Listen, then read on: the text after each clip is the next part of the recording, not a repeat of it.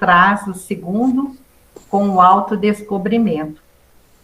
É um carinho grande, André, recebê-lo aqui em nosso grupo, nos trazendo aí tantas reflexões, tantos ensinamentos. Muito obrigada, viu, por estar sempre aí nos iluminando, né, com o aprendizado aí do mestre.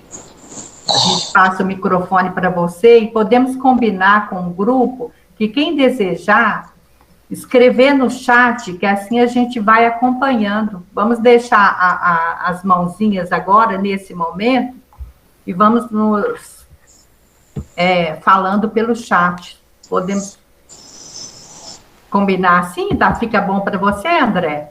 Tá ótimo, tá tranquilo. Então tá certo. Então, tema Deus hoje te abençoe. É interessante que sempre que eu venho na Associação SOS Express é encontro de família, né? Então eu posso falar tranquilo, natural. Então não tenham muito. Não precisa ter compostura, não, né? Porque é um encontro de pessoas que se gostam muito. Então vou trabalhar o tema do autodescobrimento. Interessante que o tema do autodescobrimento inclui o tema também do autoconhecimento, do autorrespeito, do autoamor, e como agora, nesse momento histórico humano, nós estamos aprendendo a olhar para dentro de nós e descobrirmos novas possibilidades de crescimento e fazer luz sem achar que nós somos egoístas, né? Nós tínhamos essa perspectiva equivocada de acreditar que o processo a construção de um processo diferenciado, equilibrado internamente, me colocava como um ser egoísta dentro do mundo. Não, estou tentando mudar, estou tentando transformar, estou tentando me transformar num ser melhor. E a proposta da Associação SOS Express também é essa, né? A escuta do outro permite, na realidade, que eu me escute. Eu tenho que escutar a mim mesmo, minha voz interior, para onde que a minha projeção de consciência está apontando um caminho mais equilibrado, mais harmonizado. E aí eu vou ter que criar primeiro a escutatória da minha alma, né? Para onde eu vou, quem eu sou, o que eu me proponho, por que essas pessoas estão dentro do meu lado, dentro de casa, por que eu participo e trabalho com certos valores em sociedade. Então é um processo de construção. Por isso eu estou enfatizando bastante a palavra processo. É um processo de trabalho, construção, dinamização de uma alma que agora busca o aprendizado do amor. Vou projetar aqui, então, para a gente já ir iniciando os nossos trabalhos. E aí, como a Kátia falou, deixa eu arredar para cá, que isso aqui precisa. Quem tiver tendo a necessidade, vai escrevendo no chat aqui, que eu estou de olho aqui. Mas, ao mesmo tempo, também, se tiver algo muito, né, muito importante, eu comer mosca, pode me dar pelo menos um toque para me ler no chat aqui, tá? Eu não sei se está destacado, eu acho que para as pessoas verem melhor esse tipo de apresentação, ela tem que escolher o destaque do vídeo, né? Destacar quem está falando. Nesses 3 pontinhos que está aí na sua frente, clica os 3 pontinhos, alterar layout, e dentro desse layout colocar aí destaque, né? Aí se você colocar destaque, eu vou aparecer para vocês maior, né? Para ficar bem mais tranquilo para vocês se orientarem e para não perder a apresentação também. Se clicar em cima da figura da pessoa, você e com o sinetinho também. Ah, então, tá vendo? Aí a gente vai interagir melhor. Então vamos lá, vou trabalhar o tema do autodescobrimento, que é o capítulo 2, então, do livro do Marlon, mas eu vou dialogar com o capítulo, como eu estou enfatizando desde o primeiro encontro nosso. Não vou escrever o que ele escreveu no capítulo, fica para a leitura das pessoas, mas vou tentar compreender o capítulo e tentar extrair do capítulo uma proposta para a nossa mudança, para a nossa transformação. Serve de reflexão para o dia de hoje, e aí perpassa todo o estudo, a necessidade de eu olhar para dentro de mim. Olhar para dentro de mim e perguntar, tá bom, eu sou egoísta, eu sou orgulhoso, mas como esse egoísmo e orgulhoso se manifestam externamente? Se manifestam com quais pessoas? Se manifestam em quais situações? Se manifestam quando eu sou estimulado no trânsito, quando eu sou estimulado dentro do lar, quando alguém me coloca numa situação difícil? Porque nós, na Casa Espírita, muitas vezes fomos condicionados a falar que temos dificuldades. Só que nós realmente apreendemos as nossas dificuldades ou só criamos um grande clichêzão para ser vendido para o público exterior? Então nós vamos ter que descobrir como acontece isso, quais são os mecanismos, quais são os gatilhos, por que eu faço isso, o que tem dentro de mim precisando de atenção para que eu possa melhorar esse meu comportamento, pensamento, emoção, sentimento dentro dessa estadia no planeta Terra. Para isso eu vou trazer a ferramenta, enquanto o Marlon trouxe algumas ferramentas da psicologia, eu achei que faltou um pouquinho as ferramentas da doutrina espírita. As ferramentas da doutrina espírita nós somos homens, seres encarnados que já passaram por inúmeras experiências em outros corpos, em outras culturas, com outras pessoas. E aí nós vamos abrindo o leque, né? O nosso leque, então, não é o meu pai e minha mãe nessa vida, não são os meus filhos, não são o meu marido. Eu tive inúmeros pais, inúmeras mães, inúmeros filhos, inúmeros amigos. Amigos, pais, mães, irmãos, que muitas vezes estão vibrando por mim no mundo espiritual. E aí eu vou abrindo o leque de possibilidades de crescimento e transformação. A psicologia fala do inconsciente, foi um dos pontos que eu destaquei. Nós falamos de uma grande história não lembrada por nós aqui no mundo dos encarnados. E essa história nos condiciona o caminhar. Essa história nos coloca de frente com, alguns dizem destino, mas para nós na doutrina dos espíritos, com a lei de ação e reação, a causa e efeito.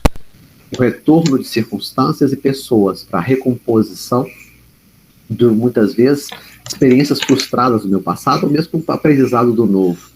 Então, inconsciente e suas potencialidades, eu como espírito tenho inúmeras faculdades e potencialidades, muitas vezes deixadas na gavetinha quando eu vou me encarnar, para que eu possa ter o melhor aproveitamento de certas experiências específicas. Às vezes eu tenho uma habilidade com arte, mas a habilidade com arte não é liberada nessa vida porque eu tenho que trabalhar outros projetos dentro dessa existência. E aí nós vamos compreendendo que descobrir-se e olhar para dentro é muito mais complexo do que a gente acha. E o olhar para dentro, nós vamos ver um mundo em transformação, um mundo em dinamismo. Olhar para dentro e se ver em certas estruturas básicas é olhar um mundo dinâmico, não um mundo estanque. O meu mundo interno também permanente. O mundo externo muda e se transforma. O meu mundo interno também muda e se transforma a cada momento. O interessante é que Kardec já previa, e junto aos espíritos, esse tipo de leitura quando ele fala da construção fluídica do perispírito. A construção fluídica do perispírito se dá quase de uma forma automática, a partir da mudança dos meus pensamentos, dos meus sentimentos, das minhas emoções. A fonte espiritual, fonte espírito, começando a pensar em determinadas coisas, projetando pensamentos em termos de bondade, amor, compaixão, transforma de forma automática os fluidos do meu perispírito. Então nós temos já essa visualização da casa espírita, que o nosso mundo interno é um mundo de impermanência, o nosso mundo interno é um mundo de transformação, o nosso mundo interno tem sempre que se espelhar nesses guias e modelos da humanidade, que são vários os guias e modelos de humanidade. O máximo expoente no planeta Terra é o Espírito de Jesus, que trouxe a mensagem de renovação, baseada no amor, na caridade e na compaixão. Então, vou explorar o conceito de homem para a doutrina espírita, vou tentar explorar também essas potencialidades ocultas da nossa alma, que vão sendo reatualizadas na nossa vivência como encarnados. É óbvio que eu muitas vezes estou nessa vivência como encarnado e retorno algumas coisas. Eu vou falar o nosso objetivo. O nosso objetivo com esse trabalho é nos tornarmos, segundo a codificação, homens de bem. Eu vou destacar principalmente um ponto do homem de bem, do modelo criado por Kardec do homem de bem, que é a reflexividade. Como eu respondo dentro da minha vida, responsabilidade, qual a minha habilidade de responder por meus atos, por meus pensamentos, por minhas atitudes dentro dessa existência.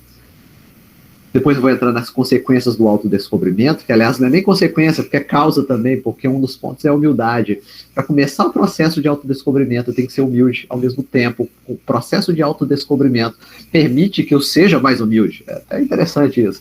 Então, nós vamos explorar isso um pouquinho também. Depois eu vou falar sobre autodescobrimento e dentro da doutrina espírita, destacando principalmente o Conhece-te a Ti Mesmo, lá da 919 do Livro dos Espíritos, o método mais útil, eficaz, prático, para que a pessoa se transforme, mas nós temos que lembrar São inúmeras as técnicas de transformação, são inúmeros os trabalhos de renovação, de orientação da nossa alma. Cada um se ajusta ao que acha mais produtivo também.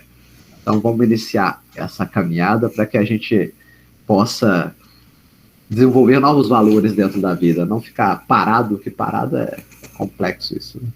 É interessante que eu caí lendo aqui antes da reunião, aqui, eu caí na vida de um companheiro, conhecido de alguns, chama Jiddu Krishnamurti. Jiddu Krishnamurti é um indiano, nascido lá na passagem do século XIX para o século XX, que foi reconhecido pela Sociedade Teosófica lá da Índia como um grande avatar, né, como um grande mestre espiritual. E como grande mestre espiritual, ele foi criado para assumir o cargo dele algum dia lá na Sociedade Teosófica pelo Ledbetter lá, que trabalhava junto dele. Mas o Jiddu Krishnamurti foi aprendendo, se instruindo dentro da Sociedade Teosófica, mas ao mesmo tempo também chega a um determinado ponto da sua existência, seu irmão desencarna e esse toque indutivo da vida faz com que ele abra a mente a outras conformações dentro da existência. Se até um determinado momento ele olhava o mundo muito na parte instrutiva, tem livros, eu leio, estudo, estou tentando melhorar. Após a morte do seu irmão, com certeza as respostas, as perguntas basilares da vida surgiram, né? Quem sou eu? Para onde eu vou? O que está acontecendo na minha vida? Por que a perda dessa pessoa gerou uma comoção interna, apesar de todo o trabalho que eu faço de espiritualização da minha alma? E aí, a partir dessas perguntas internas, ele rompe, né, com a Sociedade Teosófica e assume um trabalho autônomo em termos de espiritualidade, buscando o autoconhecimento, a autotransformação. Então, há elementos externos que impulsionam o nosso processo de autodescobrimento. A pandemia talvez seja um momento de interiorização. Eu fico dentro do meu lar, eu penso sobre a família, eu penso sobre a minha vida, eu penso sobre as pessoas que eu amo, eu penso da minha necessidade aqui no planeta Terra, se eu sou mesmo importante para o mundo dos encarnados. E aí nós vamos descobrindo que nós somos homens à procura da felicidade. Nessa procura da felicidade nós evoluímos, progredimos intelectualmente, progredimos moralmente. Por isso o conceito de homem vai como sendo a base para o nosso entendimento, porque muitas vezes nós passamos pela casa espírita, pela doutrina dos espíritos, nós não compreendemos ou não sentimos qual é o conceito de homem. O conceito de homem é um conceito de homem amplo, não um conceito de homem restrito. Eu não sou ser encarnado com um corpo físico, que tem um certo trabalho, que tem uma certa família, que estou numa certa posição social. Não, eu vou além disso. Eu vou além disso porque eu convivo em termos mentais com seres desencarnados. Eu, como eu falei anteriormente, sou um produto das inúmeras reencarnações. Eu sou um ser que, dentro dessas inúmeras reencarnações, construiu um piso de virtudes e um piso de vícios. E aí, para o nosso processo de autodescobrimento, que hoje o exercício também é esse, do autodescobrimento, nós vamos ter que sair de um padrão muito comum dentro de casa espírita. Qual que é? Autoexigência excessiva. Nós nos martirizamos de uma forma muito dura, porque acreditamos que deveríamos ser alguma coisa que não somos ainda, e nem temos condição de ser nessa vida. E aí nós criamos até frases, né? Frases como tentando justificar quando alguém fala assim, isso aqui eu não dou conta, eu vou deixar para outra vida. Aí a gente fala que a pessoa está dando uma desculpa, né? Ela está enganando a vida, que ela tem que trabalhar o agora. É óbvio que ela tem que trabalhar o agora, mas talvez, de uma forma intuitiva, ela perceba que mesmo trabalhando agora, com o máximo das suas possibilidades, com o máximo da sua força, o que ela conquistar até o final da sua vivência como encarnado é produtivo? É. Mas é o que ela gostaria de almejar? Não. Por isso nós vamos ter que quebrar esse padrão de autoexigência muito grande. Nós nos martirizamos, como eu falei, nós repetimos a nossa estadia nas religiões tradicionais num processo agressivo contra nós mesmos. Aí nós não nos permitimos ter prazer, nós não nos permitimos sermos alegres. Construímos uma máscara de austeridade aparente. E aí, só lembrar sobre a história do cristianismo, essa construção desse tipo de aparência é designado por Jesus lá sob o nome de fariseu, né? O grupamento dos fariseus. O grupamento dos fariseus, eles trabalham muito bem o campo da instrução. Eles sabem as leis e sabem os comentários das leis quase de forma decorada. Mas, na época de Jesus, grande parte deles ainda se vinculava só à aparência da lei. Eu sei as letras, mas não sei lidar com o outro. Eu vejo as minhas necessidades, as minhas fragilidades, os meus medos e as minhas limitações, mas eu finjo que não possuo, porque se eu demonstrar a minha fragilidade no campo coletivo, eu não sei como as pessoas vão me tratar. Em casa espírita, nós escamoteamos diversas coisas. Conheço pessoas em casa espírita que não falam das suas dificuldades porque sabem que serão isoladas no contexto. Então, nós vamos ter que parar esse grau de exigência excessivo e tentar desconstruir na sua mente o disciplina, disciplina, disciplina. Aliás, eu estou fazendo um esforço para desconstruir isso, porque disciplina, disciplina, disciplina, para vários dos que eu conheço em casa espírita, já é algo conquistado. Mas o excesso de disciplina mata o amor. E a fala é uma fala individual para o Chico, não é algo que possa ser generalizado.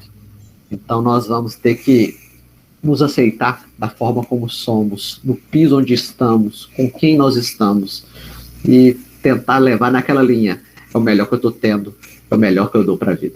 E aí o meu propósito para a existência fica positivo. Então fica como esse primeiro exercício falando sobre virtudes e vícios. Quais são os meus vícios? Quais são as minhas virtudes? O que eu faço bem? O que eu faço mal? O que as pessoas falam de mim, que eu posso levar a sério?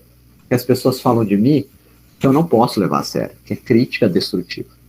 Todas as virtudes e todos os vícios são inerentes a quem? Ao espírito, à fonte espiritual. Nós construímos isso. Construímos, e aí não é para ficar chateado, não. Como eu falei, o mundo interno é um mundo impermanente, daqui a pouco não existe mais. Daqui a pouco, estava respondendo para a Dalva no começo, ela perguntou para mim na quarta-feira, vou responder de novo, que eu acho que cabe aqui. Né? O processo de transformação do homem velho do homem novo não joga fora nada do que você passou, mas transforma essa energia muitas vezes deslocada para um campo menos positivo para um campo mais positivo. Paulo de Tarso é o exemplo que todos utilizam na casa espírita. Paulo de Tarso utiliza da força e da energia, do rancor, da amargura, da agressividade, um ponto de vista positivo, de assertividade, de trabalho consciente, de auxiliar o próximo. Então, é um campo de polarização distinto que nós temos que aprender a fazer. Então, todas as virtudes e todos os vícios são inerentes ao espírito. O homem pode modificar o que é do espírito, quando tem uma vontade firme. Um artigo da Revista Espírita fala sobre o poder da vontade sobre as paixões. O poder da vontade sobre as paixões eu aprendo doutrina espírita, é instrução. Li o Evangelho segundo o Espiritismo, li o capítulo do Marlon aqui, e aí não só fico na leitura e no fator externo da leitura, mas eu tento compreender o que eu posso transformar na minha vida a partir disso. Esse artigo da Revista Espírita afirma algo muito interessante. Ele fala que, eu aprendo, né? Um menino que encontra Kardec, ele tem dificuldades no campo da cólera, ele quebra as coisas, uma vez chega quase a bater na mãe, e aí é apresentado para ele a doutrina dos espíritos. Ele lê o livro dos espíritos, ele tira algumas consequências morais daquela atitude dele, ele fala, não, daqui para frente eu vou me transformar. Vem uma vontade de agredir o outro, mas eu entendo que agredir ou não é a escolha do meu espírito, e como é a escolha do meu espírito, eu bloqueio essa manifestação no primeiro momento, para que eu possa trabalhar isso e dinamizar isso num padrão produtivo e positivo no caminhar, desenvolvimento da minha vida. Então, nós escolhemos os nossos caminhos, tem que ficar claro para a gente cada vez mais na nossa caminhada dentro da casa espírita. Nós nos libertamos, nós nos autonomizamos. Jesus, um grande mestre, mas não vai carregar a gente nas costas. Né? Muitas vezes é dito em casa espírita de uma certa forma, que parece até que Jesus vai chegar e vai carregar a gente nas costas. Quando eu acredito que Jesus vai me carregar nas costas, eu estou alimentando dentro de mim aquele componente que quer ser, né, um dependente eterno. O dependente eterno, que tem que ter alguém superior para ir encaminhando. E a vida pede um processo de rebelião espiritual, né? De revolução espiritual. Eu tenho as minhas responsabilidades como espírito imortal, eu estou nesse campo dos encarnados, eu me trabalho agora de forma diferenciada. Eu escolho, eu projeto, eu faço. Vivo na coletividade, na comunidade? Com certeza. As pessoas me auxiliam, me ensinam? Com certeza. E eu ensino também e auxilio aos outros. Mas eu vou criando um estofo de ser amadurecido. Né? O homem não permanece vicioso, senão porque quer permanecer vicioso. Mas aquele que quer se corrigir sempre o pode. De outra forma, a lei de progresso não existiria. Nós progredimos. É algo factual para a gente, né? Então vamos entrar nos virtudes e os vícios aí. E aí? Se virtude é um trabalho no tempo, o virtuoso, ele trabalhou algumas qualidades no tempo. Muitas vezes a qualidade do passado, hoje em dia já não é qualidade. Eu vou ter que ou amplificar essa qualidade, ou mesmo deixar essa qualidade de lado e implementar uma outra. Mas eu tenho que descobrir dentro de mim quais são as minhas qualidades. Eu sou bom já em determinados momentos da minha vida. Eu consigo ser bom para o meu filho sem ser apegado, escravizar ele ao meu padrão de vida, ao meu tipo de pensamento. Eu sou bom junto a quem está comigo em termos de relacionamento afetivo, ou quero que ele faça do jeito que eu estou pensando na minha cabeça. Eu quero que ele vivencie o meu modelo de vida e não permito que ele seja quem ele seja num processo de libertação. Que processo de libertação tem a ver com autodescobrimento, e autodescobrimento tem a ver com saber quem se é e projetar quem se é de uma forma autônoma e responsável. Todas as virtudes têm seu mérito, porque todas indicam progresso na senda do bem. É uma construção, um caminho de bondade, uma transformação do ser. A virtude, sempre que há resistência voluntária ao arrastamento dos maus pendores. Né? Então, a primeira projeção da construção das virtudes é isso. Eu consigo controlar o meu mundo interno que quer, muitas vezes, se colocar no campo dos vícios. Então, a primeira coisa é controle, contenção. Quer dizer que vai ser controle e contenção por todo sempre? Não, não vai ser controle e contenção por todo sempre. Aí eu posso ver aquela fala do Emmanuel. A disciplina antecede o quê? A espontaneidade. A espontaneidade do amor. Mas se eu só fico preso na disciplina, eu mato o amor. Quantos que nós conhecemos, religiosos tradicionais, fariseus modernos, eles ficam só no campo da disciplina, na aparência, no externo. E como ele fica só no campo da aparência e do externo, ele mata o amor. Ele não consegue projetar esse amor de uma forma mais terna, fraterna, cuidadosa com o outro. Então, todas as virtudes têm o seu mérito, porque todas indicam progresso na senda do bem. Há uma virtude sempre que há resistência voluntária ao arrastamento dos maus pendores. E a sublimidade da virtude, porém, está no sacrifício do interesse pessoal pelo bem do próximo. E nós, primeira projeção que nós alertamos, que esse processo do autodescobrimento, muitas vezes, é atravancado por dois inimigos básicos de todos nós: egoísmo e orgulho. Orgulho, eu me fecho, porque eu acredito que eu dou conta de mim mesmo, né? E aí eu me fecho numa grande carapaça, numa grande redoma. O egoísmo, eu quero tudo para mim. Eu acredito que eu sou o centro do universo, eu quero tudo para mim. E que os outros têm ou não têm, não tem nenhum problema. Então, são os dois inimigos do autodescobrimento também. Porém, está no sacrifício do interesse pessoal pelo bem do próximo, sem segundas intenções. E aí eu vou estar desapegado, desarmado, aberto e receptivo para começar a proposta do autodescobrimento. Porque começar a proposta do autodescobrimento é olhar para dentro de si e ver coisas negativas que eu odeio, que eu não tinha reconhecido até então. E eu tomar susto com isso. Eu olho para o meu mundo interior e falo, nossa, tem algo dentro de mim que eu não reconheço como meu. Uns até criam na mente que, não, é espírito desencarnado, é processo obsessivo. O obsessor é você. Você está obsediando você mesmo. Muitos criam essa ilusão que o externo que me ataca. Não, não é o externo que me ataca. O grande inimigo de nós mesmos está aqui por dentro. Não é um espírito desencarnado, não é o contexto social, não é um elemento da minha família. O grande inimigo do meu desenvolvimento consciente dentro desse mundo é um inimigo interno. E aí eu vou ter que ler esse inimigo interno, compreender e criar uma amizade com esse inimigo para que ele não seja inimigo mais, mas seja amigo. Né? O sacrifício do interesse pessoal e pelo bem do próximo, sem segundas intenções. A mais meritória que se assenta na mais desinteressada caridade. Nós temos muita dificuldade de soltar as amarras, né? Nós somos muito apegados, nós somos muito identificados com o que eu acredito que eu sou. Nós nascemos e nós criamos uma identidade. Eu vou dar o exemplo do espírito André Luiz, então. André Luiz acreditava que era um homem casado, tinha 2 ou 3 filhos, tinha a mulher dele, que era aquela mulher ali, né? E tinha uma profissão, médico. Ele criou uma identidade como encarnado.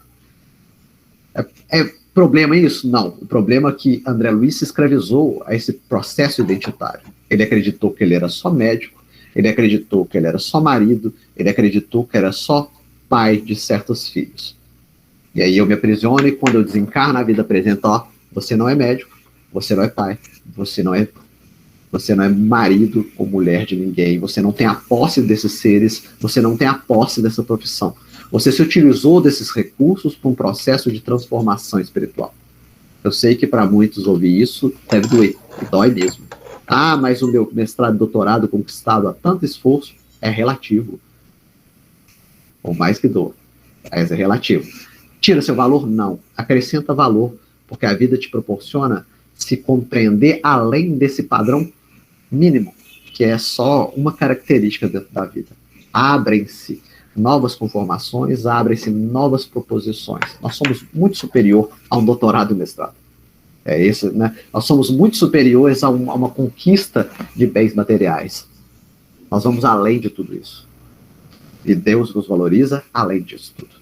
Então, a mais meritória das nossas virtudes, lembrar das virtudes são disposições adquiridas de fazer o bem, construções no tempo. Eu começo a fazer a partir da base do amor, da bondade, da caridade. Então, cada vez mais ampliando. E para isso, necessidade de desapego, abertura interna. O ser virtuoso, ele se abre para a vida, né? Porque para aprender o campo das virtudes, ele tem que estar desarmado e como aluno da existência. Nós temos dificuldade também de sermos alunos, nós queremos ser professores da existência. E aí nós temos que ver que o grande professor é aquele que no primeiro momento foi um bom aluno. Um bom aluno não é aquele obediente cego, não. Aliás, é outra construção de casa espírita que tá tendo que desarmar. A cada local que a gente vai, a gente tem que desarmar um pouquinho mais. O aluno obediente cego não é um aluno de doutrina espírita. O aluno de doutrina espírita é crítico, pergunta, né, se interessa, busca. Não é aquele que se coloca na posição passiva e não constrói nada em termos de conhecimento, né? Mas é aquele que começa a conhecer e começa a se perguntar cada vez mais e mais e mais e mais. O aluno de doutrina espírita lê sobre todas as religiões, estuda sobre todas as religiões, sobre todas as filosofias de vida, sobre a ciência planetária. Não é aquele que se vincula a propostas mirabolantes da vida. Aliás, Kardec já desarmou isso quando ele fala do sobrenatural e do maravilhoso. Não existe sobrenatural e maravilhoso, nem milagre. Existe o natural não entendido, não compreendido. E aí nós vamos abrindo os nossos horizontes espirituais num processo de construção, aos poucos, reencarnação, né? Como todos nós conhecemos. Nós reencarnamos diversas e diversas vezes para aprender cada vez mais no campo moral e no campo intelectual. A construção da nossa moralidade é interessante, que é um grande processo de depuração no tempo dentro das reencarnações, né? Nós vamos depurando a nossa alma, as diversas passagens como encarnado. Eu acho que citei 2 vezes, vou citar a 3ª vez nessa semana o Código Penal da Vida Futura do livro Céu e Inferno. Lá diz, num dos seus artigos, que a cada passagem nas inúmeras reencarnações, nós deixamos imperfeições, nos melhoramos como espírito, porque a nossa felicidade está vinculada de forma direta ao campo das nossas imperfeições. Quanto mais imperfeito eu sou, mais infeliz eu sou. Quanto menos imperfeições eu tenho, mais feliz eu sou. Felicidade é construção interna. Felicidade auxilia a trabalhar a estrutura do autoconhecimento de uma forma mais equilibrada, mais ajustada. Porque eu tenho que olhar para dentro de mim e não ficar aprisionado a uma concepção, para não ficar cristalizado em determinado olhar. Olhar para dentro dói, machuca, mas nós vamos ter que desarmar esse olhar para dentro que dói e machuca um processo de aceitação. Eu sou dessa forma, tento me trabalhar de outra forma, sei que preciso de várias coisas e estou caminhando. Aí eu gosto muito de trazer exemplo para quem está atendendo aí no SOS Express, né? Escutatória. Boa técnica é importante, é óbvio, você tem que aprender a técnica. Mas dentro da técnica eu tenho que desenvolver a espontaneidade do amor. A técnica me traz segurança, me traz conforto no atendimento. Mas além do conforto e a segurança no atendimento, eu tenho que compreender o que eu estou fazendo naquele momento de atendimento. A pessoa me diz algo, e se eu sou uma pessoa que está passando pelo processo de autodescobrimento, se ela me diz algo que me incomoda, eu olho para dentro de mim, não olho para ela. Ah, que pessoa chata, incomodando e falando certas coisas, inconveniente. Se te incomodou, o que tem por dentro de você que te incomoda tanto esse tipo de fala? Aí eu vou dar um exemplo pessoal, mas que não é tão pessoal, que não tem os nomes, então, né, fica só como alertiva sobre a proposta do autodescobrimento. Ontem enviei um vídeo para uma pessoa, um vídeo espírita. E aí, minutos depois, a pessoa me responde assim: essa pessoa que está falando, ela é manipuladora e ela é tendenciosa. E aí, quando eu ouço isso, eu fico pensando, o que incomodou tanto ela nesse vídeo? Porque ela não falou do vídeo, ela falou da pessoa, né? Então eu vou ter que ter um ajuste de alma de compreender o que me incomoda dentro da vida.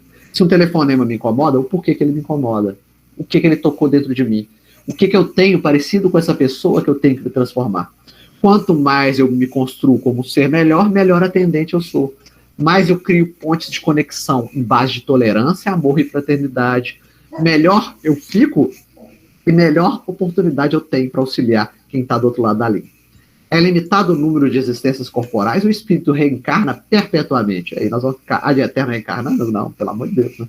Uma hora nós vamos ter que parar esse ciclo de repetições, de aprendizado, que manifesta a justiça superior, a justiça divina, mas um dia nós vamos ter que parar esse processo para nos transformarmos em espíritos bem-aventurados ou espíritos puros, né?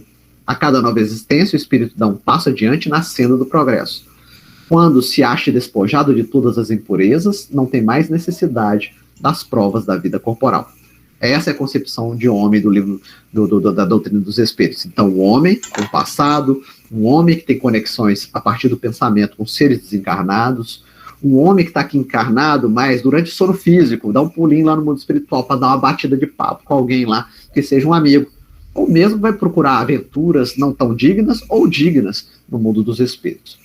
E aí nós vamos entendendo que essa proposta do autodescobrimento vai além da construção aí da psicologia, do ser encarnado que eu estou vendo na minha frente e que deve fazer tal e tais coisas. Não, nosso mundo interno é muito mais rico do que isso. Por isso, nós temos que compreender essa construção do inconsciente e das múltiplas faculdades adormecidas da nossa alma. É a constituição da sombra que a Joana de Ângeles coloca.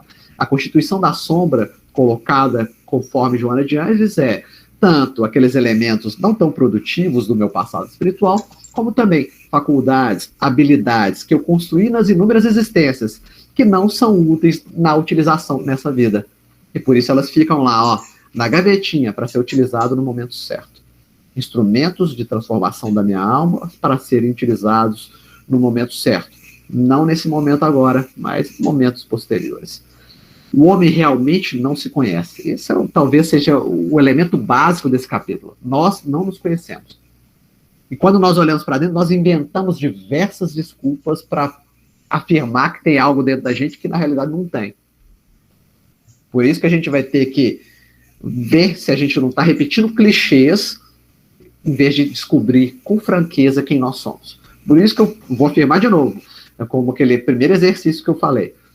Um dos clichês básicos de casa e frequentador ou trabalhador de casa espírita é, eu sou muito egoísta. Eu sou muito orgulhoso. E aí no capítulo do Marlon até fala sobre isso também. Aí você pergunta para a pessoa, quando você é egoísta, quando você é orgulhoso, a pessoa não sabe te dizer. Por que ela não sabe te dizer? Porque ela aprendeu que para projetar um status de importância na comunidade onde ela participa, ela tem que falar que ela é egoísta e orgulhoso, que todo mundo fala isso. E aí eu estou vivenciando uma vida de aparência. Eu afirmo uma coisa, mas eu não me reconheço como tal. Eu afirmo que eu sou egoísta e orgulhoso, mas eu não sei distinguir quando eu sou ou não. Isso quer dizer, eu nunca parei 10 segundos para pensar sobre isso, mas a comunidade que eu participo vê isso como um padrão importante, esse tipo de fala, e eu aparento ser aquilo. E aí nós vamos ter que desarmar isso. Nós vamos ter que, beleza, sou orgulhoso e egoísta. Quando? Quando eu sou agressivo? No trânsito, xingando os outros? Sou agressivo. Quando alguém fala tal e tal coisa comigo, aí eu fico uma arara, fico com vontade de esganar o outro. E aí eu vou construindo um entendimento. Um entendimento que no primeiro momento, como eu disse, é doído, mas que depois é sentido de uma forma justa, equilibrada. Porque eu me compreendo como ser humano nesse planeta Terra. Ser humano tem defeito, ser humano não é o super-homem. O homem realmente não se conhece. Identifica e persegue metas exteriores. Nós buscamos o externo. Nós gostamos da estrutura construída por fora. Nós gostamos que as pessoas olhem pra gente e falam, não, o André é expositor caspita, que bonitinho, que cara bacana, né? Ele é muito bom mesmo. Bom nada. Quem disse? Quem convive comigo sabe que eu não sou bom nada, não. Eu não tô mentindo nada, não. Que eu xingo no trânsito ainda, que de vez em quando eu fico com raiva dos vizinhos aqui, que ficam fazendo bagunça aqui no prédio. Ainda tem dificuldade. E aí eu não me camuflo. Quer lá, camuflo os sentimentos enquanto se esfalfa na realização pessoal. A casa espírita te vende um produto, você tem que ser assim. E aí eu vou criar, não é de forma depreciativa, mas é um termo utilizado principalmente em algumas frentes. Aí eu viro o cordeirinho da casa espírita. O bonzinho. E a proposta da casa espírita não é construção de bonzinhos, mas de pessoas boas. O bonzinho é esse que aparentemente é lindinho demais, olha. Dá até vontade de levar para casa. Mas é verdade isso? Não. Porque a pessoa se esconde. Ela se esconde num personagem. E aí nós vamos ter que desarmar esse personagem para olhar o real dentro de nós. O homem possui admiráveis recursos interiores não explorados, as potencialidades da alma, que lhe dorme potencial. Sua conquista faculta-lhe o autodescobrimento. Então, começar o processo de autodescobrimento e descobrir virtudes e vícios é trabalhar tanto com os vícios para melhorar as imperfeições, como também amplificar a capacidade das nossas virtudes, compondo com o campo social e ofertando seus talentos para a vida. Olha como que é importante o autodescobrimento. Está no Homem Integral da Joana, capítulo de número 3. Leiam, fica de para casa. Capítulo 3 do Homem Integral, que fala dessa construção do autodescobrimento. Para a gente explorar, então, essas faculdades e potencialidades adormecidas, nós temos que compreender qual é a concepção de mente para a doutrina dos espíritos. A concepção de mente para a doutrina dos espíritos não é a mesma da psicologia. Talvez seja um modelo mais simples, porque a gente não tem os recursos da psicologia de estudo e pesquisa, óbvio, né? Nós temos uma levada de saber que a vida não começou na vivência como encarnado, mas tem inúmeras existências anteriores. Mas a estrutura colocada por André Luiz no livro No Mundo Maior é a da casa mental. Isso quer dizer, quando eu olhar para dentro de mim para tentar me descobrir, eu tenho que saber que tem muita coisa do meu passado influenciando a minha vida presente. Tem muita coisa projetando de forma inconsciente escolhas que eu faço de forma repetitiva sem pensar o porquê que eu estou fazendo. Porque eu faço isso desde que eu sou há 3, 4, 5 vidas anteriores. Num deles mora o hábito e o automatismo. No outro residem o esforço e a vontade. E no último demora o ideal, a meta superior. Então, ideais e metas superiores. Se transformar num homem de bem. A construção do Evangelho segundo o Espiritismo e do Livro dos Espíritos. Essas são a meta superior. Ser um ser melhor. E no último demora o ideal, é a meta superior a ser alcançada. Distribuímos desse modo nos 3 andares, subconsciente, consciente e superconsciente. Como vemos, possuímos em nós mesmos passado, presente e futuro. O passado que faz com que eu repita experiências de forma, muitas vezes, viciada, tenha os mesmos tipos de encontro, escolha os mesmos tipos de parceiros e amizades, que me machucam, mas eu não consigo sair do ciclo repetitivo, né? E aí eu vou ter que me apropriar do tempo presente e falar, agora é um novo ser, agora eu quero me transformar num ser melhor. E para isso eu vou ter que descobrir os padrões desses encontros, muitas vezes que eu acho que são ocasionais, mas que repetem ciclos de viciação e dependência, né? Além disso, algumas potencialidades escondidas dentro da minha alma. E aí nós temos que compreender que nós nos encontramos no mundo dos espíritos todas as noites. Que nós saímos do nosso corpo físico e vamos lá conversar com o nosso amigo espiritual. Nosso amigo espiritual projeta em nós um plano de entendimento mais ampliado da nossa vida como encarnado, e quando nós retornamos ao corpo físico, muitas vezes nós estamos felizes. Diz o Livro dos Espíritos, quando trabalha o padrão do sono e da emancipação da alma, que aqueles que aprendem a desencarnar de forma consciente e sem perturbação é que já tinham sonhos lúcidos e conscientes durante a vida. Então, a nossa habilitação dentro desse grande caminhar evolutivo é de sair do nosso corpo físico e se encontrar desperto no mundo espiritual para um maior campo de aprendizado. Campo de aprendizado externo que permita eu desenvolver novas potencialidades de leitura interna. Porque eu me vejo lá com companheiros que eu desconheço do mundo físico, no mundo espiritual, e compreendo as vinculações, as interligações que esse companheiro vibra por mim no mundo dos espíritos e me fornece força de carinho, de compreensão, para que eu possa continuar minha caminhada de desenvolvimento nesse planeta. Então, é um processo de abertura. É um processo de descoberta. Religiosos tradicionais detestam coisas novas. Eu acho que um dia a pessoa vai me mandar embora de casa espírita porque eu falo essas coisas. Né? Mas religioso tradicional detesta coisas novas. Se você falar coisa nova para ele e ter uma visão crítica sobre o passado da tradição dele, ele vai te detestar. Ele não gosta de coisas novas. Ele está fechado. Né? E aí, para autodescobrimento, tem que estar aberto a coisas novas. Tem que estar aberto a novas proposições de vida. Tem que abrir a mente, tem que abrir o coração. Porque só esse piso de abertura faz com que a gente entre no padrão de humildade. Então nós vamos ter que abrir o campo interno, sem proteções, sem defensivas. Uma vez de volta ao mundo dos espíritos, conserva a alma as percepções que tinha quando encarnada? Óbvio que não, né? O corpo físico obscurece a compreensão e as faculdades da minha alma.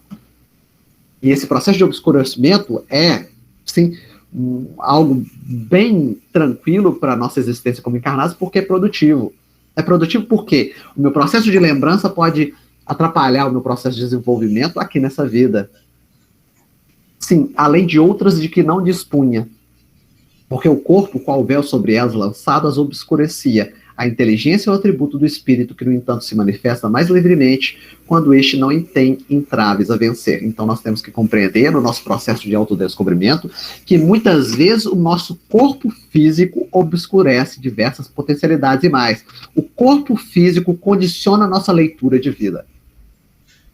Quando a gente está na juventude, o Leon Denis fala muito disso no livro Grande Enigma, a primavera da alma, a força e potencialidade, um vitalismo muito forte, nós projetamos muito para fora, né? Eu quero estar com os amigos, eu quero compartilhar com os amigos, e aí eu esqueço do dentro. Um processo de envelhecimento, amadurecimento, olhar para fora passa por um olhar para dentro. E aí é um momento propício para um processo de leitura. Leitura interior, que, como diz lá o livro do Marlon, não é informação, não é só instrução.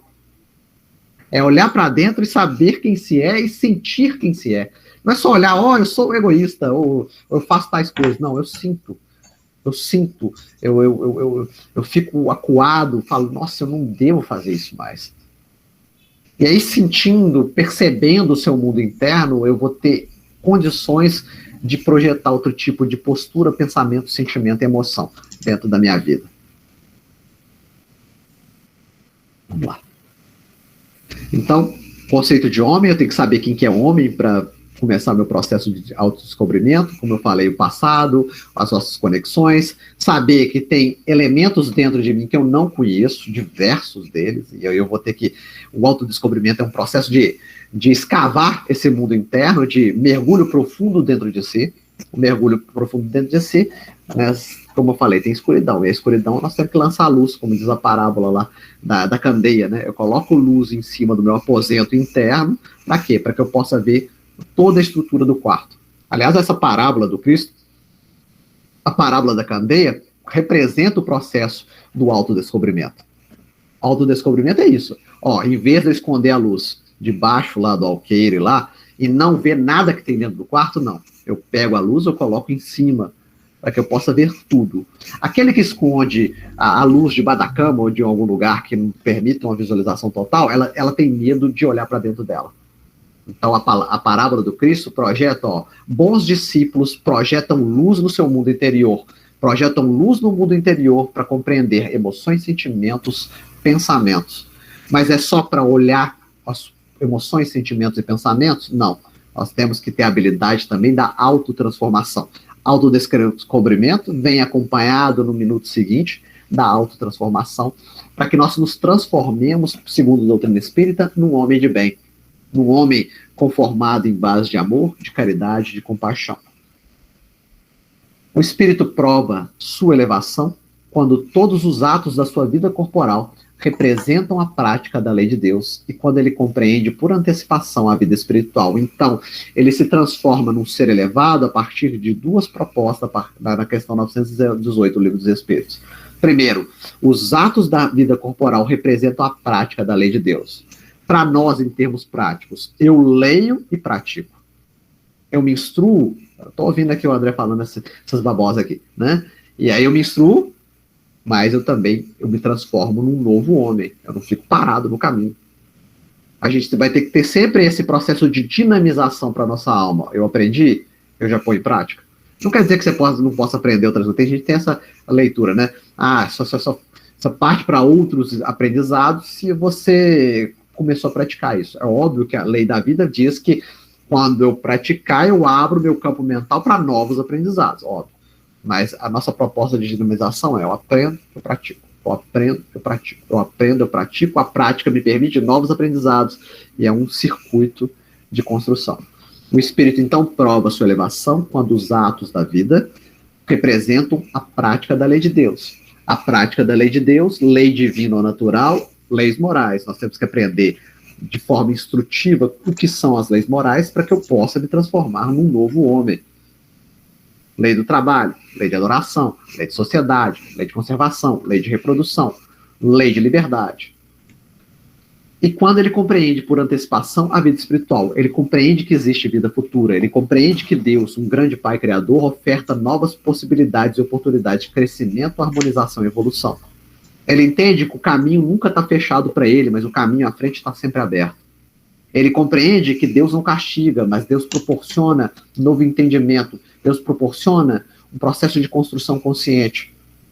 E aí nós vamos abandonando as estruturas, né? As estruturas, como diz lá nos primeiros capítulos do Evangelho segundo o Espiritismo, que é engraçado que a gente pega só a base, né? A base da primeira revelação nós mantemos a partir do decálogo mosaico, os 10 mandamentos. E nós não vemos de forma implícita o que diz o Evangelho segundo o Espiritismo. O resto você interpreta de forma alegórica, mas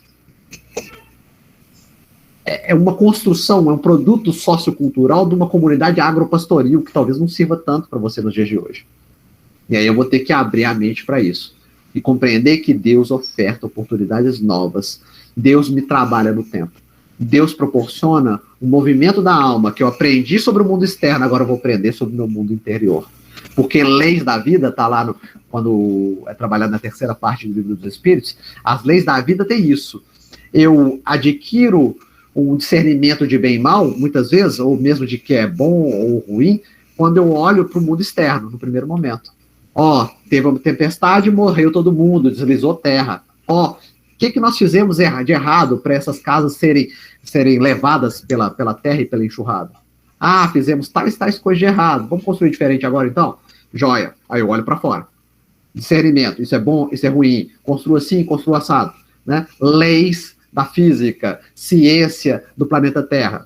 E aí eu adquiro instrumental. Instrumental para, no segundo momento, eu, em vez das leis divinas e naturais fora, eu começo a explorar as leis morais dentro de mim. Eu olho para dentro de mim com o mesmo instrumental construído na minha análise científica, agora para o meu mundo interno. Meu mundo interno, no sentido discernido do meu mundo interno. Então, nós vamos ter que aprender também a fazer isso também na nossa grande caminhada. Por isso que eu destaquei um elemento do homem de bem. Talvez o elemento central do homem de bem é reflexivo. Eu sei quem eu sou, eu sei por que eu estou nesse planeta, eu sei o que eu fiz no dia de hoje. Vamos começar no básico, né? Eu acho que esse fica muito teórico se eu falar esses componentes superiores. Vamos começar. O que eu fiz hoje? Eu acordei, eu comi, o que eu comi? Eu lembro do que eu comi? Eu lembro com quem eu conversei? Eu lembro do que eu conversei com quem eu conversei? Aquele que busca um processo de autodescobrimento, ele sabe os passos nos quais ele passou durante o dia. Por que ele sabe isso? Ele sabe isso porque ele sabe que ele vai ter que avaliar isso uma hora e criticar isso. Criticar o quê? Isso foi produtivo? Isso não foi produtivo. Isso eu faço de novo, isso eu não faço de novo. O verdadeiro homem de bem é o que pratica a lei de justiça, amor e caridade na sua maior pureza. Então, lei de justiça, amor e caridade. Só lembrando, lei de justiça, amor e caridade é o quê? É o padrão sintético das outras leis morais. Lei de justiça, amor e caridade, primeira definição. Qual que é a definição de justiça para a lei de justiça, amor e caridade? A definição de justiça da lei de justiça, amor e caridade, que talvez seja a base desse processo também de autoconhecimento, é ser justo. A virtude da justiça tem a ver com o padrão da reciprocidade. Eu faço ao outro o que gostaria que fosse feito para mim. Então, nós já compreendemos o padrão da justiça inicial. A virtude da justiça é eu faço para o outro o que gostaria que fosse feito para mim. Mas, além disso, eu tenho que desenvolver também um amor dentro de mim. O amor eu olho para dentro de mim e vejo que tem dificuldades, imperfeições, limitações. Mas vejo que tem qualidades, talentos, virtudes, que eu posso também auxiliar outra pessoa. Aprendendo a se amar, que é o amor, né? Eu projeto caridade, o amor que se dinamiza no encontro do outro, o amor que fala, eu sou imperfeito, eu sou limitado. Então não posso ficar olhando para o outro que nem moralista, a pessoa faz isso. Quem fala que a pessoa faz isso não está vendo a milhares de coisas horrorosas que ela faz também. Mas ele é assassino, ele fez tal e tal coisa. Como se também não fosse em outra vida. E aí, nós vamos ampliando. Concepção espírita é muito difícil de lidar, porque concepção espírita muitas vezes não se vincula às leituras do mundo. Um exemplo polêmico, uma vez eu ouvi isso da boca do Samuel, achei muito legal esse exemplo que ele deu. Ele fala, por exemplo, num crime contra a infância. Um crime contra a infância. Uma menina deslocada sexualmente, sei lá como que eu ponho isso, né? E aí ela é assassinada por alguém aqui como encarnado. Aí nós estamos olhando aquele fato específico. Mas tem que morrer. Não pode, isso é bicho. Isso é bicho na sociedade moderna, não pode isso. Tá. Poder é uma coisa, né? Se aconteceu, é porque acontece num planeta em provas e expiações. E aí ele tem uma leitura interessante, muito interessante, que ele fala assim, mas olha além de uma só vida. Amplia a imagem, E aí você vai ver nas vidas anteriores, essa menina morta, talvez era alguém que assediou e destruiu essa pessoa por 5, 6, 10 vidas. E aí, o retorno à frente é vingança. É produtiva a vingança? Não. Mas nós, pelo menos, compreendemos qual que é a dinâmica de uma lei de causa e efeito e conseguimos olhar com maior compaixão para aquele imperfeito que cometeu esse crime. E olhando para fora e tendo compaixão e caridade com as duas pessoas envolvidas nesse crime bárbaro, a gente também começa a ter um pouquinho mais de compaixão por nós mesmos, entendendo que também nós somos um piso, muitas vezes, cheio de dificuldades. E aí nós pensamos a vida, e não passamos pela vida de forma irrefletida, que nós temos uma dificuldade gigante, nós passamos a vida muitas vezes adormecidos, autoiludidos. É lá aquela alegoria do filme Matrix, né? Eu estou preso, né? Eu estou num mundo que eu não estou compreendendo porque eu criei uma autoilusão. Eu criei uma venda nos meus olhos. Então, o verdadeiro homem de bem é o que passa pela vida refletindo sobre a vida, sobre a sua vida interior, sobre a vida que acontece fora. Refletindo sobre isso, constrói pisos de caridade e de amor com o outro. Não se considera muito superior a ninguém. Não há ninguém muito superior no planeta Terra. Você até mais polêmico ainda. O Cristo era muito superior a nós no piso do planeta Terra. Mas se colocar o Cristo, Jesus, o Cristo planetário, nosso grande mestre aqui nesse planeta Terra, no contexto universal, talvez ele não seja tão grande. E nós vamos compreendendo essa dinâmica de transformação universal. Nós vamos entendendo que nós compomos diversas humanidades. Nós podemos ser lá de um orbe de Capela, nós podemos ser de originários de um orbe de Sírios, e nós podemos ser destinados a um outro orbe no futuro. E aí nós vamos vendo a grandeza desse universo e o valor nosso também dentro desse universo. O verdadeiro homem de bem é o que pratica lei, justiça, amor e caridade, na sua maior pureza. Se interrogar a própria consciência sobre os atos que praticou, aí começa a reflexividade. Eu interrogo minha consciência dos atos que eu pratiquei, sem ilusões, sem desculpismo. Eu fiz isso que eu tinha que colocar limite na pessoa. Não, você não pôs limite na pessoa, você está querendo ser agressivo.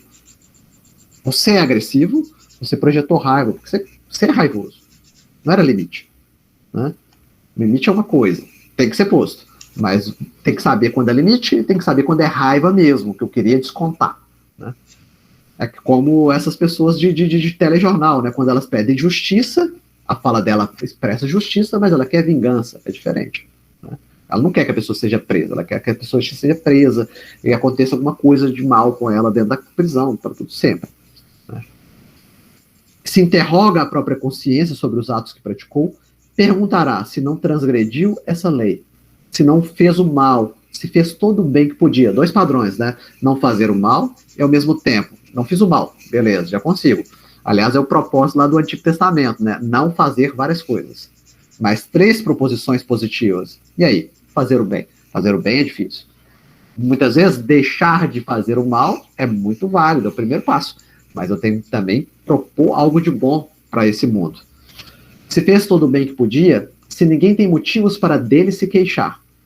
Enfim, se fez aos outros o que desejara que lhe fizessem. Interessante, o último ponto é, eu recolho informações do mundo externo, a pessoa vai me dar o feedback, você faz isso, você é muito ruim nisso.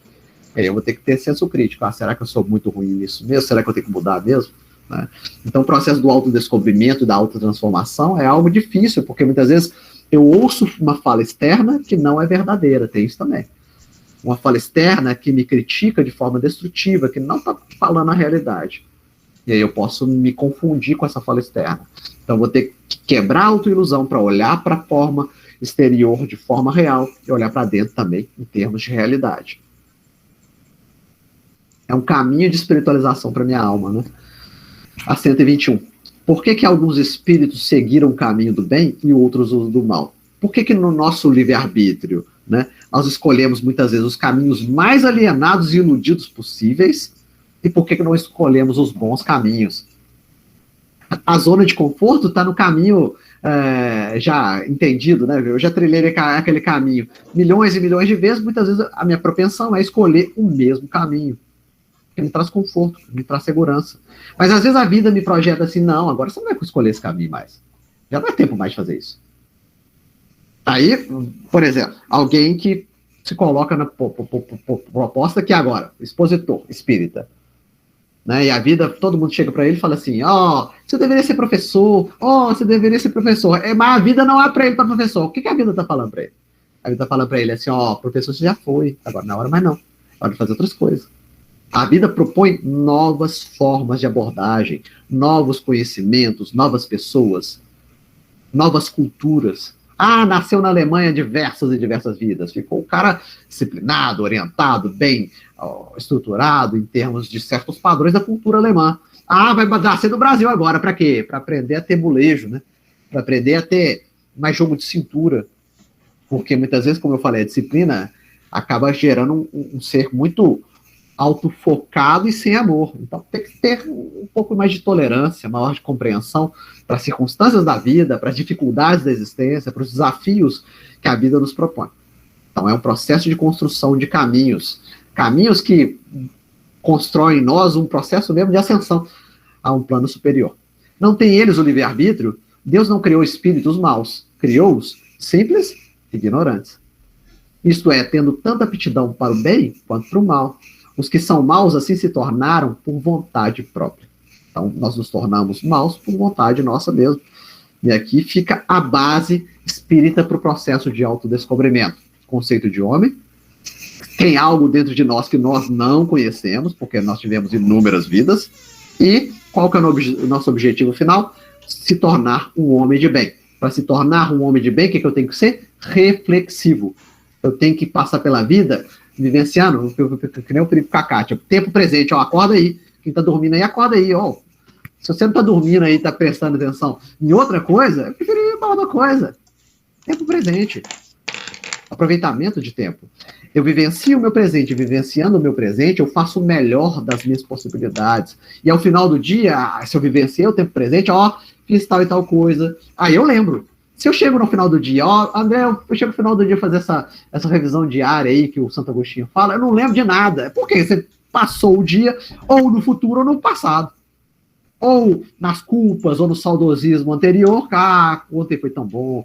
Ou no futuro, num processo ansioso. E aí eu não lembro de nada mesmo. Se eu tiver no presente, não. Ao final do dia, ó, fiz isso, fiz aquilo. Na hora que eu falei isso pra pessoa, eu mesmo senti, nossa, que bobagem você falou aqui agora, André. E aí eu vou construindo um ser melhor. Eu tenho o diagnóstico da minha existência. Mas aí tem algumas consequências e causas também desse autodescobrimento. Para começar a fazer tudo isso, tem que ser humilde. Tem que ter piso de humildade. Ah, eu sei de tudo. Ah, eu já li toda a obra de Allan Kardec, eu já li André Luiz de cabo a rabo 500 vezes. Ah, eu sei de cor. Mano. Engraçado que eu estava comentando com a minha mãe outro dia desse tipo de comportamento na casa espírita. Aí eu vou falar um comportamento padrão que a gente não pode ter de jeito nenhum, que é o padrão da idolatria. Há pessoas que eu conheço que elas estudaram com um certo companheiro de bastante relevância na história da doutrina dos espíritos. Isso não tem problema. Ele era ótimo trabalhador, maravilhoso, trazia mensagens muito boas, mas as pessoas que ouviram ele se tornaram orgulhosos espirituais. O que é um orgulhoso espiritual? Ah, vou falar até o nome dele. Ah, eu 500 anos com o seu Honório, sei de tudo. Ah, seu Leão? Nossa! E talvez as mulheres não compreendam, tem uma linguagem do futebol que fala que quando o jogador é muito vaidoso, ele entra de salto alto em campo. Essas pessoas entram de salto alto em campo, elas são orgulhosas espirituais. Quando ele é um orgulhoso, que nem esses companheiros que eu conheço, não tem autodescobrimento. Porque ele sabe tudo. Ele dá conta de tudo. Ah, estudei com o seu Honório, isso aí tá no evangelho, tal, pá, e aí ele entra ali, e ele não quer aprender com ninguém. Ele acredita que ele sabe tudo e ele não quer aprender com ninguém. E alguém, nesse mundo de imperfeições, num planeta em prova e expiação, que não possa aprender algo com alguém, nós temos que aprender várias coisas. Não é pouca coisa, não. Quando eu coloco nesse processo de idolatria, e quando eu me coloco como alguém que aprendeu com outra pessoa e, nossa, sou supra-sumo, perdeu o objetivo. Perdeu o propósito central da doutrina dos espíritos, que é transformação do ser. Progresso moral, progresso intelectual. Todo mundo aí conhece as estruturas da física? Não. Da química? Não. Da biologia? Não. Então isso quer dizer que no plano instrutivo ainda falta muita coisa para a gente conhecer as coisas. No plano moral, todo mundo se conhece internamente? Todo mundo já tem virtudes do amor, da bondade, da compreensão, da caridade, da fraternidade? Não. Então isso quer dizer que tem muita coisa para a gente aprender ainda. Então, no nosso processo de aprendizado, a gente nunca pode perder o tesão. A palavra é tesão mesmo. Tesão por aprendizado. Tá aqui, tá aprendendo, nossa, tô com tesão de tá aqui. Tô gostando demais, eu vou procurar livro tal, eu vou comprar esse livro, eu vou ler, eu vou tentar compreender como é que funciona a minha vida. É isso, tem que ter entusiasmo, né? Tem que ter engajamento. Muitas vezes a pandemia quebrou muito o engajamento das pessoas. Elas não estão engajadas, e você tem que ter engajamento. Na hora que você atende o telefone, no SOS Express, você tem que falar, nossa, eu gosto de trabalho. Nossa, eu tô querendo atender isso. E mesmo se tiver pessoa muito difícil, eu curto estar aqui. A gente tem que gostar dos momentos da nossa vida. A gente tem que estar com o coração, como dizem os populares. Se eu tô num serviço voluntário, se eu tô na casa espírita e eu não tô de coração, por que você tá? Né? É bom para falar na associação SOS Express, é melhor falar esse tipo de assunto, porque a associação liberta, tem as pessoas aqui têm uma leitura mais ampliada. Se eu falar na casa espírita, a pessoa não retorna mais, porque é como se estivesse estimulando elas a não participar do processo ali coletivo. Não, mas se ela tiver com o coração, bom, tá na dinâmica, tá trabalhando, tá transformando coletivamente. Se ela não tá com o coração, não tá entusiasmada, hora de escolher um outro trabalho. Tem diversas frentes de trabalho nesse universo. A gente vai ter que ter esse tipo de abertura, né? Então, necessário o piso inicial. Ser humilde. A aquisição da verdade amadurece o homem que a elege e habitua-se à sua força libertadora. Então, nós vamos adquirindo a verdade no nosso caminhar espiritual. Para adquirir a verdade, tem uma página que eu li ontem, muito legal, quem quiser ler, do livro Impermanência e Imortalidade. É uma psicografia do Divaldo, do Carlos Torres Pastorino, que é o espírito. Ele fala sobre desilusão. E aí fala da vantagem. A gente tem que aprender a desiludir. Por quê? E com carinho. Por quê? Quando eu me desiludo, a verdade chegou para a minha vida. E é bom isso. É evolução espiritual. Se eu desiludir, sofri com determinada pessoa, com determinada circunstância, no final das contas, a leitura da nossa tem que ser, isso é produtivo. Por quê? eu aprendi mais coisas e por isso eu me desiludi. Chegou a verdade na minha vida. Então a aquisição da verdade amadurece o homem, que a elege e habitua-se a sua força libertadora. Perder a Abigail, matar o Estevão e ver o Estevão naquela situação, foi dolorido para o Paulo? Foi. Mas desiludiu ele. Essa proposta aqui do Sinédrio, aqui, né, de ser rabino aqui, de ser participante aqui em campos de poder, não é produtiva para mim. Por melhor que seja para várias pessoas, ter isso, para mim, já não serve mais. É hora de eu fazer outras coisas. Somente há liberdade real se esta decorre daquela que o torna humilde e forte. Então, a liberdade real se estrutura nos pisos da humildade. Né? Porque um ser humilde está no piso adequado. Lembrar sempre o conceito de humildade. Humildade é o piso adequado. Humildade não é falar que não sabe fazer nada. Não, você sabe fazer muita coisa. Humildade não é quando a pessoa chega para você com uma tarefa específica. Companheiro, eu não dou conta disso. Eu realmente não estou habilitado para essas coisas. Mentira! Se a vida te procurou para fazer, é porque você dá conta. Não vem com esse padrão de falsa modéstia, de falsa humildade. É isso que o Joana está querendo dizer. Que o torna humilde e forte, aberto a novas conquistas e a níveis superiores de entendimento. O humilde se propõe a novas conquistas, a novas descobertas. O humilde sabe que tem sempre um instrutor espiritual dentro do universo melhor do que ele conhece. O humilde sabe que tem muito a aprender, há muito a explorar, há muito a se aventurar dentro desse universo gigantesco, infinito. Aí do Lacordaire, lá no Evangelho segundo o Espiritismo. O adversário, o grande adversário, o grande oportunista da nossa alma, que é a construção do orgulho. O orgulho é o terrível adversário da humildade. Os grandes da Terra imaginam que os títulos e as riquezas são recompensas dadas ao seu mérito. Aí, uma grande equívoco que nós cometemos como encarnados. Nós acreditamos que o que nós temos é nosso mérito. Não. É empréstimo divino para que nós nos construamos espiritualmente. Eu tenho riquezas. É mérito porque eu construí tal e tal coisa nesta vida? Não. Foi possibilidade divina que ofertada para que você enriquecesse para desenvolvimento de um progresso coletivo. Não é porque eu mereço, não. Se a gente for partir dessa leitura de merecimento, Jesus não teria morrido na cruz. Né? Alguém desenvolvido no campo das virtudes, projetando um campo de amor naquele tempo, teria morrido na cruz se fosse mérito? Não. Né? O orgulho, então, é o terrível adversário da humildade. Quem é grande na Terra acredita que os títulos que são dados para ele, as riquezas dadas para ele, são recompensas dadas ao seu mérito. Não são. E que sua essência é mais pura que a do pobre. Quando Deus nos retira, acusam-no de injustiça. Então aí a gente tem que tomar cuidado com o nosso orgulho. O orgulho faz com que a gente se feche. Eu aprendo com tal pessoa, que nem eu disse. Eu fecho no orgulho. Se eu aprendo com tal pessoa, eu não posso aprender com mais ninguém. Não posso aprender mais nada na vida. Já tô completo. Eu tô completo, eu me torno um mestre espiritual também.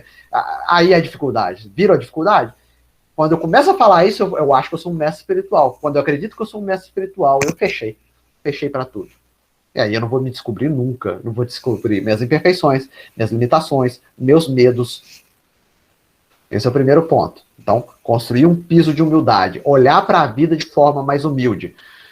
O segundo, que é uma consequência assim, do autodescobrimento, quanto mais eu olho para dentro de mim e me descubro, mais eu construo um piso ético. Ética real, né? Valores e virtudes internas mais fortes, mais bem orientadas. Porque eu não minto para mim. Eu olho o que tem dentro de mim, eu vejo, como eu falei, as mazelas e vejo as virtudes que foram construídas, às vezes, com muito esforço, perseverança e vontade.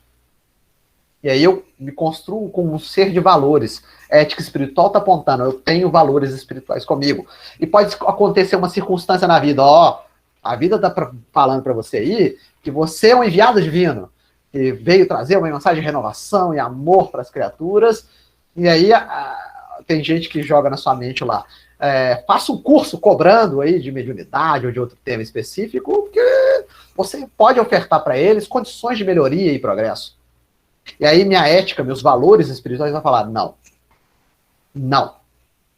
Eu tenho construção de valores espirituais por dentro. Eu não preciso de um curso cobrado para me manter aqui nesse planeta de encarnados. Eu já tenho meu trabalho remunerado.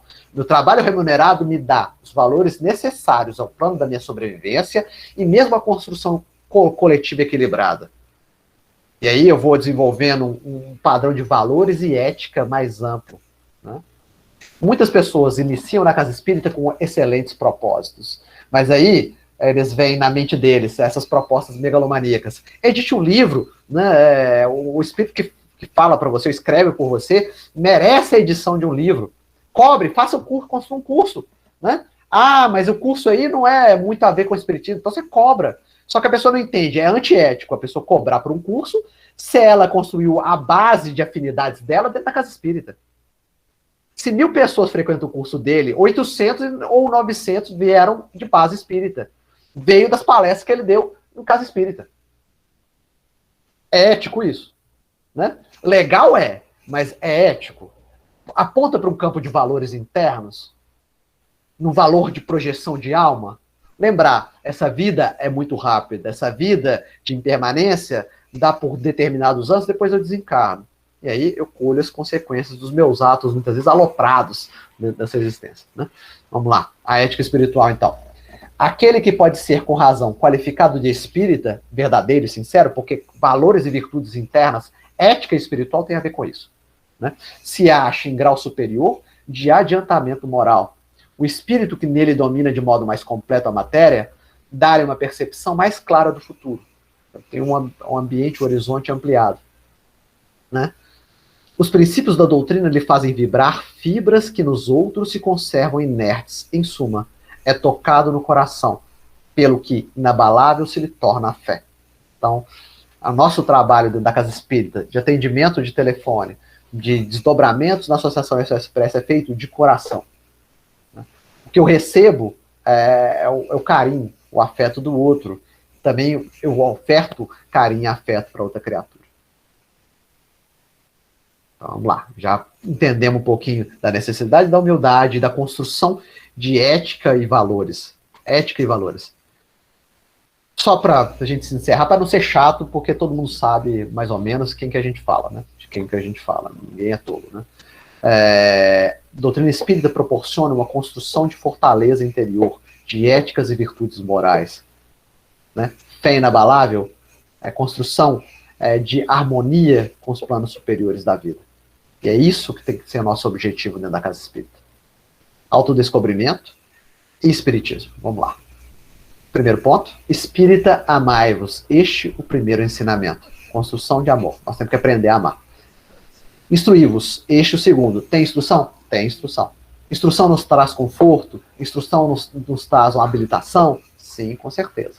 Mas se eu ficar só preso na instrução, acaba virando uma técnica, muitas vezes, muito automática, né? Não há o contato, não há o relacionamento, não há dinâmica. Por isso, a construção do espírito de verdade é amar e instrução. Instrução, mas aprende a amar. Todas as verdades encontram-se no cristianismo. Os erros que nele se arraigaram são de origem humana.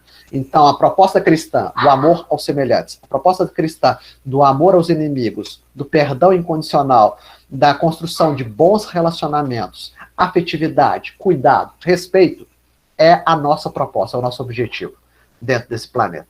E nós vamos ter que orientar, a partir de muito trabalho e perseverança, agora a nossa alma, para essa proposta que precisa no momento inicial, que agora que eu tô colocando aqui, ó, de abertura e receptividade. Além da humildade, eu vou estar aberto para a vida. Aliás, a humildade acaba sendo esse elemento que nos proporciona abertura e receptividade. Abertura e receptividade de acolhimento com diversos tipos, de um contato espiritual com diversos companheiros que muitas vezes me incomodariam se eu fosse só um ser mais materialista. Cada vez mais torna-se urgente a descoberta de quem se é, padrão do autodescobrimento. Quais são suas possibilidades de iluminação? O autodescobrimento proporciona eu olhar para dentro e vejo, ó, o que eu posso fazer para que eu possa me iluminar nesta vida, um pouquinho mais, né? E os melhores caminhos a seguir na tentativa do autoencontro. Aqui, a descoberta do melhor caminho é a descoberta de um propósito dentro da existência e como eu caminho essa grande trilha a partir do processo do autodescobrimento. Eu olho para dentro de mim Eu descubro algumas dificuldades, eu descubro alguns talentos que eu tenho, mas eu vou ter que construir o caminho adequado de desenvolvimento para minha alma. Cada um constrói um caminho específico, cada um tem uma estratégia específica de conhecimento. Cada um vai trilhando esse caminho a partir das suas potencialidades e possibilidades. Então, os melhores caminhos a seguir na tentativa do autoencontro.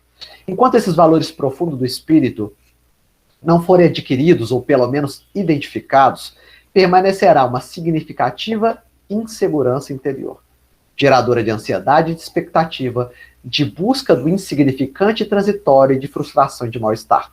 Se eu não sei qual é o meu propósito, muitas vezes eu busco na vida algo que é irrelevante para a minha existência. E deixo de buscar algo que seja significativo. É significativo para nós a construção de bons relacionamentos. Relacionamentos que ampliem a nossa condição dentro desse planeta. Mas eu ainda busco relacionamentos que não contribuem para a minha existência. Essa é uma proposta que talvez que o Carlos Torres Pastorino identifica para todos nós. Vou ler uma pergunta aqui. Eu acho que tem uma pergunta aqui no meio do caminho. Deixa eu ver. Deixa eu ver se eu consigo projetar. Não consigo. Vamos ver. Mas eu faço a pergunta aqui mesmo. A Genesi. Fique com a consciência pesada. Fica não, Genesi. Fica com a consciência pesada não, querida. Senão fico também. Pois a Kátia e a Cleonice me convidaram para fazer a tarefa de monitoramento do PABX. E eu não me senti com capacidade para exercer a tarefa. Genesi, se elas te escolheram para fazer, porque você tem que ter capacidade para fazer. Não fica com consciência pesada não. Faz com o maior carinho, com o maior respeito. Se coloca como alguém que é servidor desse grande propósito coletivo chamado Associação SOS Express. E aí tudo dá certo. Né? Não sabe agora? Ninguém, quando inicia um trabalho, sabe. Vai aprendendo no caminhar, né? Sempre melhorando. E aí eu tenho que falar da curva, né? Curva de trabalho. Ó, eu não sei nada no primeiro momento, eu sou chamado para um determinado trabalho. Eu vou aprendendo, desenvolvendo, vendo as características, depois de 1, 2, 3 anos, chego no máximo, no topo de excelência do meu trabalho em determinada tarefa. Aí, o pulo do gato é, eu sei que isso é o topo. Sabendo que é o topo, eu tenho que buscar outro padrão evolutivo. Outra tarefa, outro local para me desenvolver as minhas potencialidades. O que é o grande equívoco de várias pessoas que estão numa tarefa? Elas vão atingir o padrão de excelência, são coordenadores das suas frentes de trabalho e vão mantendo ad eterno. Nessa manutenção de ad eterno, sabe o que eles fazem? Eles atrapalham a tarefa da quintal. Quantas pessoas nós conhecemos em casa espírita que depois de uma certa habilitação acabam atrapalhando a tarefa que estão? Ah, eu estou aqui há 40 anos. Eu estou aqui há 40 anos e como eu estou há 40 anos, eu sei tudo dessa tarefa. Aí a pessoa nova, muitas vezes, chega e dá uma indicativa boa, ela descarta. E ela não viu que, ó, você está há 40 anos, tem algo de errado. Porque era para você estar já habilitando uma outra tarefa, você está aprisionado a ela, porque você acredita que é o dono dessa tarefa. Não seja dono de tarefa. Seja alguém que contribui para a tarefa. E depois, busca outras frentes de trabalho. Qual que é a proposta do Cristo? Não olhar para trás. Serve e passa. Serve e passa, serve e passa. Não se escraviza.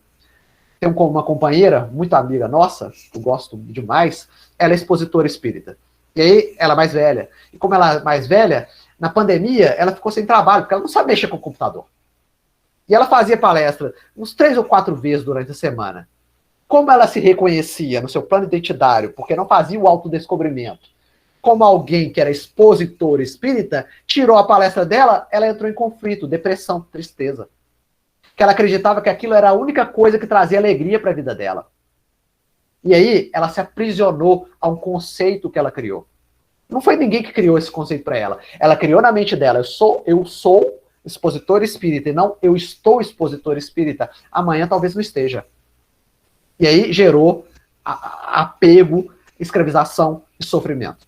Então, não se apegue, escravize demasiadamente à proposta da tarefa, mas eu sou um trabalhador que passa, oferta sua contribuição e depois, né, vai para outras frentes de trabalho. Vamos lá. Plano, então, para a gente fazer isso de educação moral, nós temos que nos educar moralmente. A cura pode ser demorada, porque numerosas são as causas, né? As causas do egoísmo no planeta Terra que Kardec está falando. Porque o egoísmo atrapalha o nosso processo de autodescobrimento. Quando o ser é egoísta e projeta muito para o campo externo, a busca egoísta dele não permite que ele olhe para dentro dele. Ah, eu estou procurando um melhor emprego. Ah, eu estou procurando um cargo na casa espírita. Tem isso também hoje em dia. Eu quero ser presidente da casa. Eu quero ser o diretor da federativa tal. Eu quero ser conselheiro de tal instituição gigantesca. E aí eu perdi o propósito. Eu perdi o propósito. Porque o propósito da doutrina espírita não é isso. E aí eu construí um piso de egoísmo. Eu olho para fora e não olho para dentro. Eu busco o cargo, eu busco a condição, eu busco o salário maior e não olho para dentro de mim o que eu necessito. E aí Kardec está falando sobre isso. A cura do egoísmo pode ser demorada, porque numerosas são as causas, mas não é impossível. Contudo, ela só se obterá se o mal for cortado pela raiz. E como cortar o mal do egoísmo pela raiz? Pela educação. Não por essa educação que tende a fazer homens instruídos, mas pela que tende a fazer homens de bem.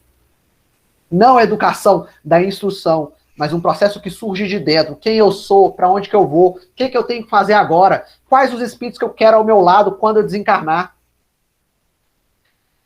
Bem entendido, a educação constitui a chave do progresso moral. Quando se conhecer a arte de manejar os caracteres. O que são caracteres? Manejar essas características internas que eu possuo. Eu sou agressivo. Como é que eu faço para manejar isso, então? Qual vai ser a estratégia para transformar minha agressividade em energia produtiva? Cada um tem sua estratégia de vida, não tem receitinha de bolo. Por isso que eu acho que é tão difícil. E por isso, quando a gente fala sobre o processo do autodescobrimento, muitas vezes a pessoa, ao final, faz uma pergunta assim, como eu faço isso? E aí a resposta é, você que vai descobrir. Porque você tem uma vida interior toda sua. Quando se conhecer a arte de manejar essas características interiores, como se conhece a de manejar as inteligências, poder-se-á endireitá-los, como se faz com as plantas novas. Se a gente for pensar na arte lá do Ikebana, né? Aquela coisa aquela arte de jardinagem japonesa, o que eles fazem? Eles tentam descobrir a tendência de crescimento da planta para que a poda seja feita de forma correta, para que a planta cresça de uma forma mais harmônica e equilibrada possível. É a nossa leitura alegórica e simbólica para o nosso processo de desenvolvimento interno. Eu descubro quem eu sou por dentro, para que nesse meu processo de amadurecimento espiritual, eu escolha as melhores propostas que me proporcionam os melhores ensinamentos. E aí, o caminho construído é um caminho construído por mim. A escolha feita nas visualizações das infinitas portas possíveis são escolhas feitas por mim. Por isso não tem receitinha de bolo. Nós gostamos da segurança e do conforto da receitinha de bolo que as religiões tradicionais dão pra gente. Vou falar da primeira revelação, Decálogo Mosaico. Siga o Decálogo Mosaico, você vai pro céu. Se você não seguir, você vai pro inferno. É muito fácil. Você decora 10 regrinhas e faz tudo que você acha que dentro daquelas 10 regrinhas. Só que aí tem um efeito contrário.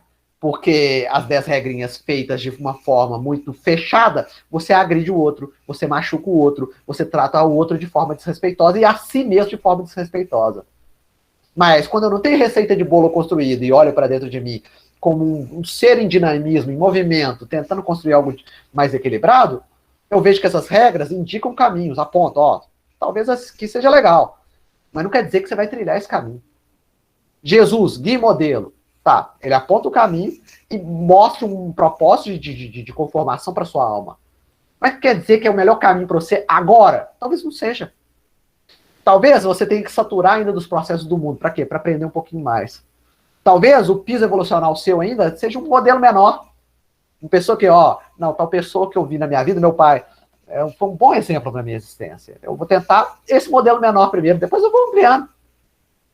Então, a arte de viver é muito difícil, é o que Kardec está querendo dizer, e a arte de se construir internamente novas emoções, novos pensamentos e novos sentimentos é algo feito no tempo médio e longo prazo. Espírita não pode ser ansioso.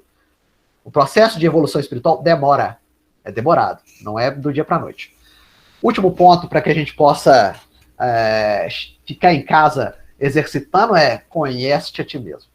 Lembrar da tradição do conhece-te a ti mesmo. A tradição do conhece-te a ti mesmo é Sócrates vai adentrar no templo de Apolo em Delfos. O templo de Apolo em Delfos tem diversos escritos no seu pórtico. Escritos que permitem a pessoa ler e pensar um pouquinho antes de consultar lá com a médium, a pitonisa que está dentro do templo. Né? Porque já pensou, senão só vai entrar alma desorientada. O que eu vou ganhar? Vou ganhar na loteria? Eu vou casar com a pessoa que eu amo? Né? E aí, já como alertiva inicial, lá na porta, conhece-te a ti mesmo. Para você fazer perguntas para a pitonisa, conhece-te a ti mesmo internamente, mas no padrão grego, além disso, além de conhecer internamente, como você atua dentro da sua comunidade. Porque o padrão grego tem a ver com a composição da polis, né? A polis de Atenas ali. Então, além de eu trabalhar o meu mundo individual, o que você faz de bom para o campo coletivo? Então, conhece a ti mesmo para que a gente possa orientar os nossos caminhos dentro desse mundo. Para não ficar desiludido, entrando num padrão de muita dificuldade aí, né? Qual o meio prático mais eficaz que tem um homem de se melhorar nessa vida e de resistir à atração do mal? Um sábio da antiguidade, Vulo disse, conhece a ti mesmo. O conhece a ti mesmo, da 919 do Livro dos Espíritos, todo mundo já está informado, por isso que eu não coloquei de uma forma mais ampla. É a técnica do autodescobrimento, é uma construção técnica para o autodescobrimento.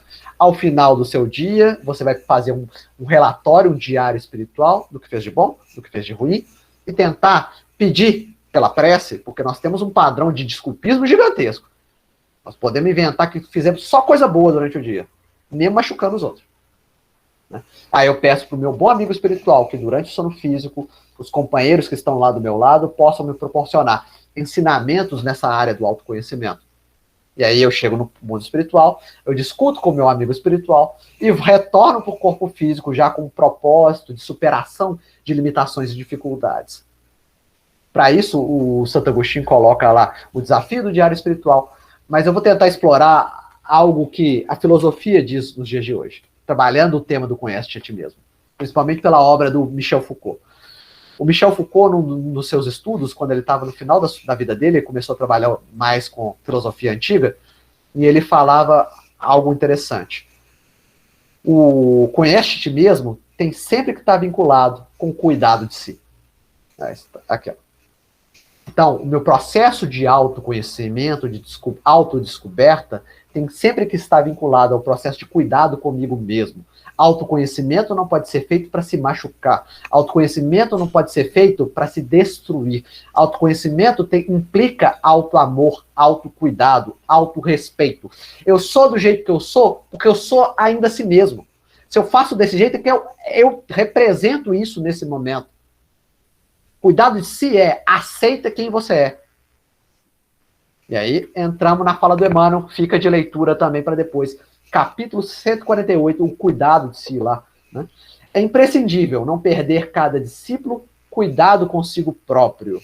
É indispensável vigiar sim o campo interno, valorizar as disciplinas e aceitá-las, bem como examinar as necessidades do coração. Esse procedimento conduz os espíritos a horizontes mais vastos, efetuando imensa amplitude de compreensão, dentro da qual abrigamos no íntimo santo respeito por todos os círculos evolutivos, dilatando assim o patrimônio da esperança construtiva e do otimismo renovador. O Emmanuel diz então, eu trabalho o meu campo interno, cuidando de mim, desse meu propósito, dos meus pensamentos, sentimentos e emoções, de forma natural. Eu projeto para fora um trabalho já junto aos círculos evolutivos, na esperança construtiva e no otimismo renovador. Então, sempre aliar esses dois pontos. O conhece a ti mesmo, com cuidado próprio, o auto-amor, o cuidado de si. Então, não sei se foi produtivo para vocês aí, senão vou roubar muito tempo. Fica para os outros capítulos para a gente explorar outros aspectos dessa obra, né? Excelente.